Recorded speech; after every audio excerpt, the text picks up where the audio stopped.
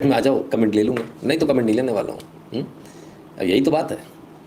बात यहाँ पर भी ख़त्म नहीं हुई, बात गई कश्मीर। कैसे कैसे लोग चुने हैं आपने, जो चुने हैं उनका नमूना देखिए साहब। जब 370 की बिल 1 मिनट में लाई गई और आधे घंटे में पास की गई। इनको ज्ञान नहीं है, उस पर 9.5 घंटे तक डिबेट हुई थी। चलो बेटे चलिए। खड़े होकर ज्ञान दे रहे थे साहब, कश्मीर से चुन के आए हैं, दुनिया भर की बातें। ज्ञान किसको दे रहे हैं? ओम बिरला जी को। साहब ऐसा है, पिछली बार आपने ऐसा कर दिया, इस बार ऐसा कर दिया। 370 जो है आप 1 मिनट के अंदर आप बिल ले आए। उन्होंने कहा आपको पता नहीं है, 9.5 घंटे बहस चली थी। बैठिए। ये जो नए नए आ जाते हैं ना, उनके साथ यही प्रॉब्लम होती है। पता है नहीं कुछ, एजेंडा लेकर आए, बाहर किसी ने लिख कर दे दिया, एनजीओ वाले ने, ऊपर ची पकड़ लाया, उस पर भाषण देना। ऐसे नहीं होता बाबू, ऐसे नहीं चलता। तो पहली बार में शांत करा दिया, 2 सेकंड के अंदर। चलिए बैठिए, काम खत्म। एजेंडा लेकर आए थे, कहते साहब 370 खत्म हो गया, मुसलमानों के साथ ऐसा हो रहा है, फलाना हो रहा है, बोलने नहीं देते आप सदन में, आपने ये कर दिया, आपने वो कर दिया। कहाँ कहाँ से लेकर आते हैं? क्या आपको लगता है इनको नहीं मालूम होगा कि 370 पे 9.5 घंटे बहस हुई? मालूम होगा। इसके बाद भी जानबूझ के बदमाशी करनी है। बदमाशियाँ बदमाशियाँ। आइए इनकी असलियत और दिखा दें आपको। लेकिन बात यह है कि हिंदुस्तान में जो मुसलमान पड़े हैं, वो मुसलमान में काफी लोगों ने, ज्यादातर लोगों ने पाकिस्तान बनाने में साथ दिया। ठीक दिया, अभी ठीक है।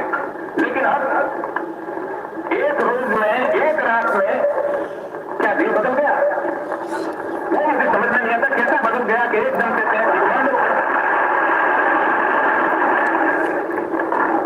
मेरी समझ में नहीं आता कि एक रोज में दिन सबका कैसा बदल गया। तो कहते हैं कि हम वफादार हैं, तो हमारी वफादारी में शंका क्यों की जाती है? आपको सस्पिशन क्यों आता है? तो हम कहते हैं हमको क्यों बोलते हो? आपके दिल को पूछो, भीतर पूछो, हमको मत पूछो। तो हमको पूछने की बात नहीं। लेकिन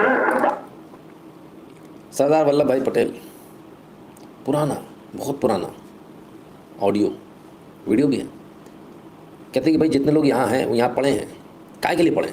आपने वोट किया था ना बाहर जाने के लिए, पाकिस्तान बनाने के लिए, फिर यहाँ क्या काम है आपका? ऐसा क्या हो गया एक रात में आपका दिल बदल गया? कल तो कर रहे थे पाकिस्तान बनना चाहिए, बनना चाहिए, बनना चाहिए। जिहादी मानसिकता, बस मुसलमानों के लिए तो होना चाहिए, होना चाहिए। हम नहीं जाएंगे, लेकिन वहाँ क्यों नहीं गए थे? तुमने अपना हिस्सा ले लिया ना, अब यहाँ क्या कर रहे हो?